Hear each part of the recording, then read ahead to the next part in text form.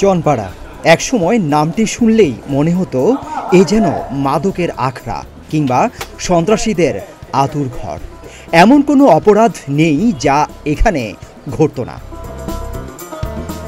তবে আতঙ্কের সেই জনপদে স্বস্তির সুবাতাস নিয়ে এসেছেন রূপগঞ্জের টানা 4 বারের সংসদ সদস্য গোলাম দস্তগীর গাজী বীর প্রতীক। অবাক হলেও সত্য, যে এলাকার মানুষ মাদকের কারণে সমস্যায় পড়েছিল, এখন তারাই মাদক মুক্ত সন্তানদের নিয়ে নতুন স্বপ্নের জাল বুনছেন। তাদের অনেকের সন্তানেরা এখন ডাক্তার, ইঞ্জিনিয়ার কিংবা রাষ্ট্রের বড় বড় কর্মকর্তা, কেউ বা সফল হয়েছেন ব্যবসায়। 2008 সালের 29 ডিসেম্বর নবম জাতীয় সংসদ নির্বাচনে গোলাম দস্তগীর গাজী বীর প্রতীক প্রথমবার সংসদ সদস্য নির্বাচিত হওয়ার পর থেকে ঘুরে দাঁড়াতে শুরু করে চনপাড়া। রাস্তাঘাট সহ ব্যাপক উন্নয়ন হয়েছে এলাকায়। চনপাড়া পুনর্বাসন কেন্দ্র গড়ার পেছনে ছিলেন বঙ্গবন্ধু শেখ মুজিবুর রহমান। স্বাধীনতার যুদ্ধাহত মুক্তিযোদ্ধা এবং বীরাঙ্গনাদের চনপাড়ায় পুনর্বাসন করেছিলেন বঙ্গবন্ধু। কিন্তু 1975 সালের 15ই আগস্ট জাতির পিতাকে সপরিবারে হত্যা করার পর থেকে চনপাড়ায় শুরু হয় সন্ত্রাসী কর্মকাণ্ড। অন্ধকারে ডুবে যায় এই এলাকা। নারায়ণগঞ্জ জেলার রূপগঞ্জ উপজেলার কায়েতপাড়া ইউনিয়নের 9 নম্বর ওয়ার্ডে চনপাড়া পুনর্বাসন কেন্দ্রের অবস্থান। উপজেলার সবচেয়ে ঘনবসতিপূর্ণ এলাকা এটি, যেখানে প্রায় 65,000 মানুষের বসবাস, যার অধিকাংশ মানুষ ভাসমান এবং দরিদ্র। কায়েতপাড়া ইউনিয়নের চেয়ারম্যান জানান, এই এলাকায় বর্ষাকালে কখনোই চলাফেরা করা যেত না।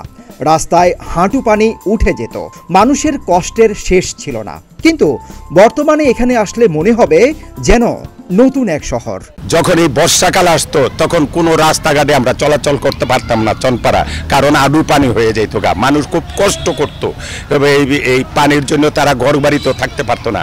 সেই থেকে আমার গোলাম দস্তগীর গাজী এমপি মহোদয় এসে এখন রাস্তাঘাট, এখন সেখানে কোনো জল তো পাবেনই না, প্রত্যেকটা রাস্তাঘাট পাকা, এবং সেই পাকা রাস্তাঘাট ইলেকট্রিসিটি দিছে, গ্যাস দিছে, এবং প্রত্যেকটা মহল্লায় মহল্লায় উনি পানি, টিউবওয়েলের পানি তার নিজের অর্থায়নে তার গাজী পাম্প প্রত্যেকটা জায়গায় লাগাই দিয়েছে। এবং এই এলাকার লোক এত সুন্দরভাবে তাদের জীবনযাপন করছে, মনে হয় আমাদের এলাকার থেকে তাদের জীবনযাপন অনেক উন্নত।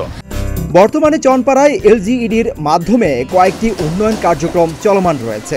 উপজেলা প্রকৌশলী মেহমুদ মুর্শেদ উল আল আমিন বলেন, আজ থেকে 15 বছর আগের চনপাড়া আর আজকের চনপাড়া সম্পূর্ণ আলাদা।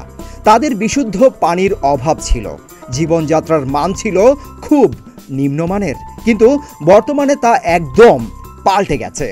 উন্নয়নের ছোঁয়ায় হয়েছে বসবাসের উপযোগী একটি আদর্শ এলাকা।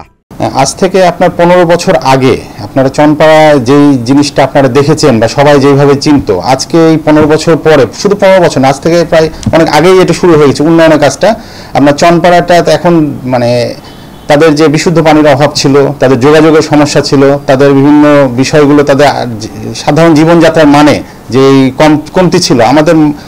আমাদের এখানে আমাদের জনাব এমপি মহোদয়, আমাদের স্যার জনাব গোলাম দস্তগীর গাজী স্যার অসংখ্য উন্নয়নের কাজগুলো করেছেন এবং কন্টিনিউ করে যাচ্ছেন। চনপাড়াকে একটি আদর্শ একটা এলাকা হিসাবে, আদর্শ নগরী হিসাবে সমস্ত দেশবাসীর কাছে উপস্থাপন করার জন্য।